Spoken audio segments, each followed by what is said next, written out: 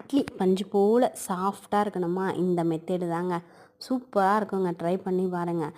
இட்லி மாவு நல்லா பொங்கி வந்துருச்சு. எடுத்தோம் வச்சுட்டோம். ரேஷன் புழுங்கலரிசி 2 டம்ளரு, வீட்டு புழுங்கலரிசி 3 டம்ளர், ஒரே 1 டம்ளர் பச்சரிசி. ரேஷன் அரிசி கலந்துருக்கிறதுனால உப்பு போட்டு நல்லா இந்த மாதிரி கலக்கணும். அப்போ தான் ரேஷன் அரிசியோட ஸ்மெல்லும் போகும், அதில் இருக்கிற அழுக்கும் போகும். நீங்கள் வீட்டு அரிசி போட்டிங்கன்னா இந்த மாதிரி உப்பு போட்டு கலக்க வேணாம். 2 ஸ்பூன் வெந்தயம் கம்மியாக தான் போடணும், ஏன்னா இட்லியோட கலர் மாறிடும், ஒயிட்டாக வராது.